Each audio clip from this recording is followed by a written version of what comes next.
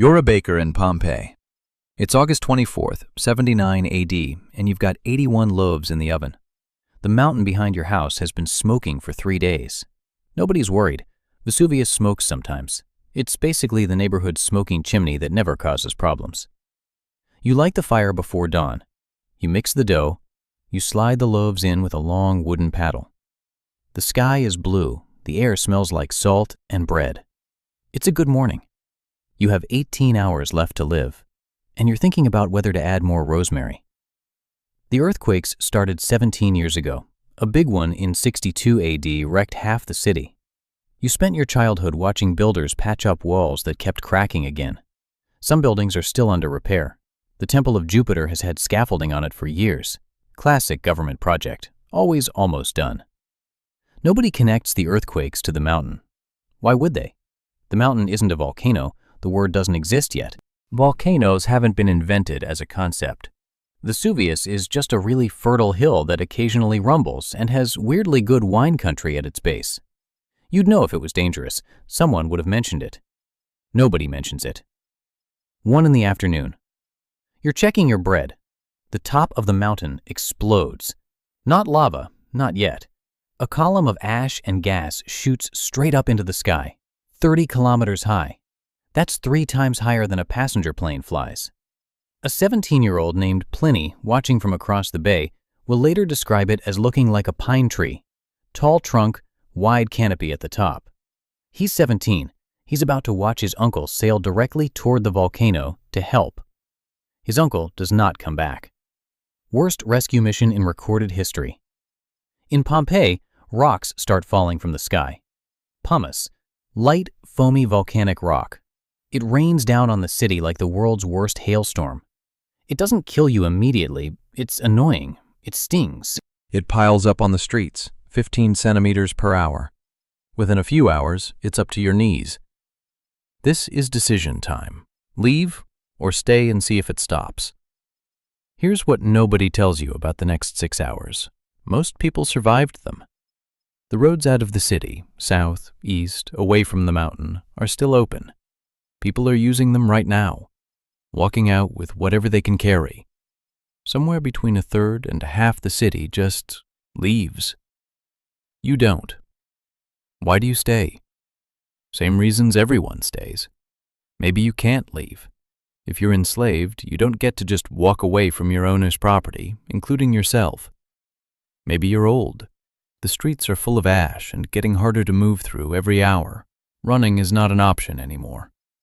Maybe you've got kids and you're doing math. How far can we get? How fast? Is staying actually worse than the road right now? Maybe you've decided this is temporary. Storms end, earthquakes end. This will end too.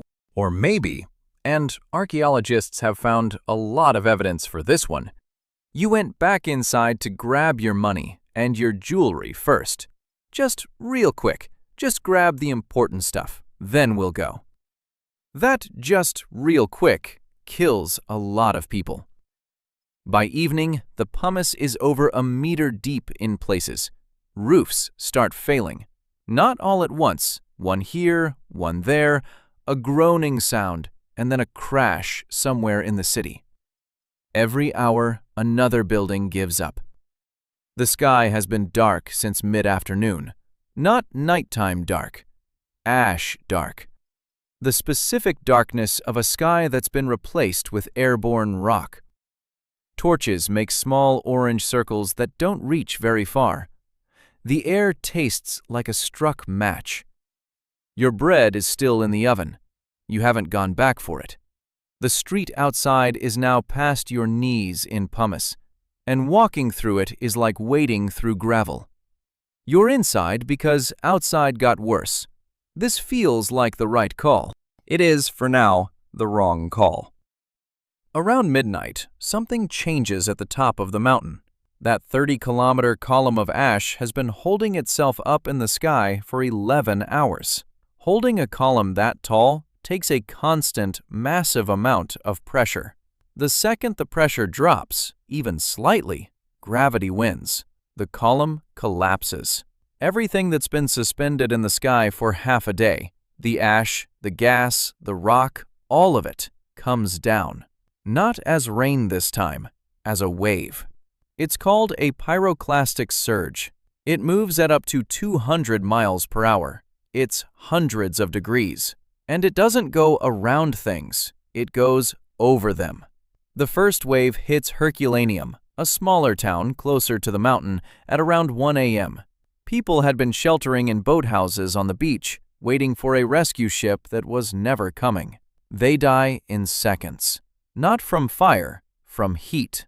Their brains literally boil, and their skulls crack open from the steam pressure. Scientists found this out by studying the actual remains. That's a sentence that exists now. In Pompeii, the surges arrive in a series, through the rest of the night and into early morning. You're in your bakery. The first surge doesn't reach you yet. Pompeii is a bit farther from the mountain than Herculaneum. You get a little more time. A little more time to do what, exactly? There's nowhere to go. The roads are buried. The pumice outside is chest deep in places. The darkness is absolute. The earthquakes haven't stopped. You wait. Here's what history doesn't really emphasize about what happens next. The final surge that hits Pompeii arrives at incredible speed and kills everyone still in the city in roughly 15 minutes. 15 minutes for the entire city. Everyone who's left. Some people are caught in the open, running. Some are huddled together in rooms. Some are alone. The heat is so extreme and so sudden that it does something specific to the human body. Muscles contract violently and instantly. Your body doesn't slump over peacefully. It locks. Whatever position you're in at the moment of the surge, that's the position you stay in. Forever. This is why the bodies of Pompeii look the way they do. A man covering his face with his arm, like he's trying to block out a bright light. A family, adults and children, huddled together in a corner of a room, arms wrapped around each other. A dog, still on its chain, twisted into a position that makes it very clear it died in agony, trying to get free. A person lying face down with their hands near their mouth, possibly trying to breathe through cloth, possibly something else. We don't fully know. These aren't poses people chose to be buried in. These are the literal last instant of muscle contraction, frozen by ash for 2,000 years. The ash that falls after the surge, finer, cooler, buries the city completely. Pompeii disappears. Not slowly. Within about 2 days, it's gone. Buried under 4 to 6 meters of volcanic material. The city isn't a ruin yet. It's just gone. Off the map. People who survive nearby don't even rebuild on top of it because there's nothing visibly there to rebuild on. For over 1,000 years, nobody really knows exactly where it was. In the 1860s, an archaeologist named Giuseppe Fiorelli is excavating the site and notices something in the hardened ash layers. Hollow spaces. Voids shaped vaguely like human bodies, where the ash had hardened around a person and the body itself had decomposed inside, leaving a cavity. His solution is simple and a little horrifying. Pour liquid plaster into the voids. When it hardens, you get a perfect cast of the person at the moment they died, their position, their clothing folds, in some cases, their facial expressions. This technique is still used today. Some of the most recent casts were made using resin instead of plaster because resin is transparent, and inside some of them, you can actually see the skeleton of the person, still in that exact final position, visible through the cast like a ghost inside a ghost. If you're watching this and thinking about the fact that 20,000 people had 18 hours and most of them didn't leave, leave a comment. I want to know if you think you'd have left in the first hour or if you'd have waited to see if it stopped. Because I've read everything written about this day, and I genuinely don't know what I would have done. You did not get out. Your bakery is excavated nearly 2,000 years later. Archaeologists find your oven. They find your stone mills. They find your 81 loaves of bread, carbonized into perfect black discs, sitting exactly where you left them. They don't find you in the bakery. They find remains nearby, in the street not far from your door, face down, one arm extended, like reaching for something, or someone. You almost made it out. Here's the part that doesn't make it into most retellings. Pompeii wasn't destroyed because nobody saw it coming.